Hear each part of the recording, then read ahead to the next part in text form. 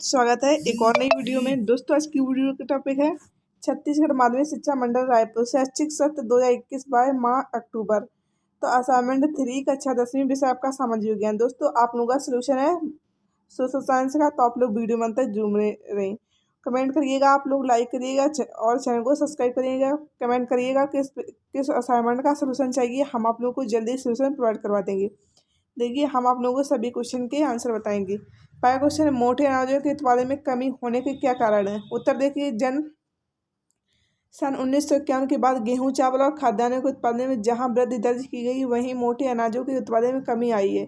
इसके प्रमुख कारण निम्नलिखित हैं। पहला पॉइंट है, चावल व गेहूं प्रमुख खाद्यान्न फसलें अतः इसके उत्पादन पर अधिक जोर दिया गया है।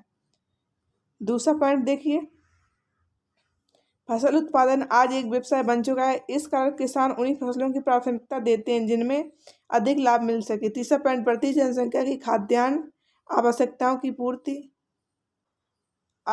की पूर्ति सरकार ने भी हरित क्रांति के लिए गेहूं व चावल के उत्पादन पर अधिक जोर दिया है। चौथा पॉइंट देखिए, मोटे अनाज गरीब लोग उपयोग करते हैं अथवा बाजार में इनका उचित मूल्य प्राप्त नहीं होता और इन्हें उत्पादन करने वालों को लाभ नहीं होता। पांचवा पॉइंट देखिए दोस्तों, सरकार द्वारा इन अनाजों के उत्पादन हेतु कोई प्रोत्साहन नहीं दिया गया। दूसरा क्वेश्चन देखिए, रूस में 1961 से 1940 के बीच किसानों की स्थिति क्या क्या परिवर्तन आए।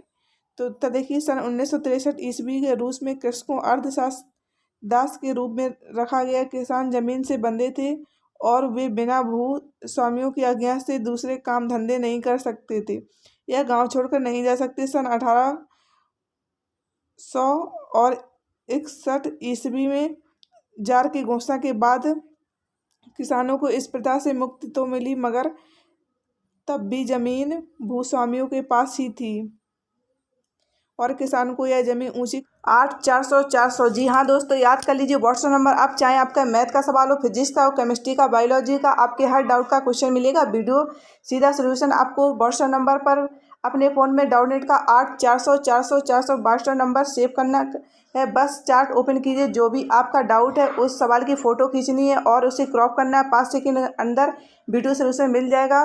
कक्षा 6 से 12 तक IT, JEE, NEET, CBSE board और सभी स्टेट बोर्ड बच्चों के लिए। देर किस बात की, अभी जाइए 8400 अपना सवाल व्हाट्सअप कीजिए और अपने डाउट को आउट कीजिए, लिंक डिस्क्रिप्शन में है।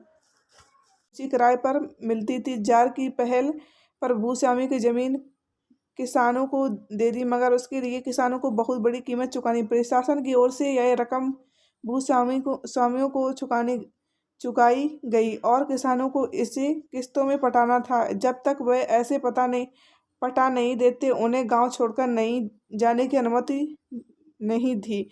सन 1937 तक कई पीढ़ियों बिताने पर भी किसान ऋण चुकाते रहे। कुल मिलाकर 1861 के सुधारों से भूस्वामी की लाभान्वित हुई और किसानों कानूनी रूप से आज़ाद तो हुए, मगर आर्थिक रूप से और बुरे हालतों में फंस गए। कई किसानों उद्योग में मजदूरी करने शहरों चले गए और कई किसान जार की सेना में भर्ती हो गए। अक्टूबर की क्रांति 1937 के बाद लेनिन ने जमीन संबंधी ऐलान किया, जिसमें भूस्वामियों की जमीन का स्पष्टीकरण किया और किसानों को जमीन वितरण का ऐलान किया। हर गांव के गरीब किसानों को समितियों को वहां के भूस्वामियों की जमीन के आपस में बांटने का अधिकार दिया गया। 1997 के भूस्वामियों की जमीन किसानों के बीच वितरित होने से अधिकांश कृषक मध्यम दर्जे के किसान बन गए और कुछ बड़े किसान भी थे, लेकिन खेती के तरीके अभी भी पारंपरिक थे और उत्पादन कम था। इस बात को देखते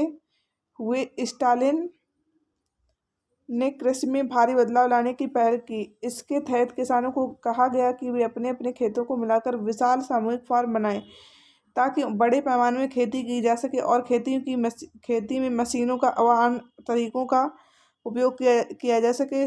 छोटे व मध्यम किसान इसके लिए तैयार हो गए, मगर ज़्यादातर बड़े किसान और मध्यम किसानों ने इसका विरोध किया। विरोध करने वाले पर जोर जबरदस्ती की और वे लाखों की संख्या में गिरफ्तार हुए, वे कला पानी भेजे गए या मार दिए गए।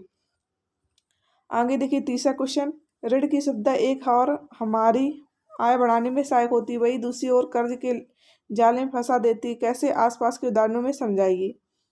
तो उत्तर देखिए इसका, ऋण अगर औपचारिक क्षेत्र से लिया गया तो वह हमारी आय बढ़ाने में सहायता करता है। उदाहरण के लिए हमारे पड़ोसी श्याम ने किराए की दुकान खोलने के लिए बैंक में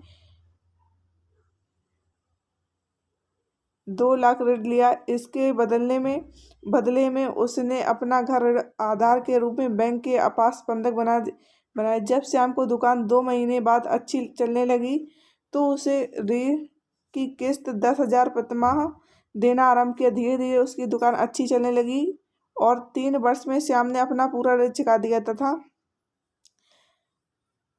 घर भी छुड़ा लिया। इस प्रकार ऋण ने श्याम की आय बढ़ाने में सहायता की। गांव के छोटे मोटे किसानों को औपचारिक क्षेत्र में से ऋण प्राप्त करने के लिए साख का अभाव रहता है, जिसके कारण उन्हें गांव में ही महाजन से ऋण लेना पड़ता है। इसका ब्याज अधिक होता है कि वह इसको चुका नहीं पाता और उसे दूसरा ऋण लेना पड़ जाता है। इसका प्रकार गरीब लोग एक बार कर्ज के जाल में फंसते हैं तो उन्हें निकालना मुश्किल हो जाता है। चौथा क्वेश्चन देखिए, मुद्रा किसे कहते हैं? मुद्रा के लिए मापन का आधार क्यों जरूरी है? उत्तर देखिए, मुद्रा पैसे या धन के उस रूप को कहते हैं जिससे दैनिक जीवन की क्रय और विक्रय होती है। इसमें सिक्के और कागज के नोट दोनों आते हैं। आमतौर से किसी देश में प्रयोग की जाने मुद्रा उस देश की सरकारी व्यवस्था द्वारा बनाई जाती है। मसलन भारत में रुपया और पैसा मुद्रा के मापन आधार होना जरूरी है, क्योंकि मापन के आधार से मुद्रा की कीमत निर्धारित होती है। दोस्तों, ये थे 1 से 4 तक सभी क्वेश्चन आंसर। आप लोगों को वीडियो पसंद आता वीडियो को लाइक जरूर कर दीजिएगा, चैनल को सब्सक्राइब कर लें। टेलीग्राम नहीं ज्वाइन किया आप लोग ज्वाइन कर लीजिए, लिंक आपको डिस्क्रिप्शन में मिल जाएगी। तो मिलते हैं नेक्स्ट वीडियो के साथ।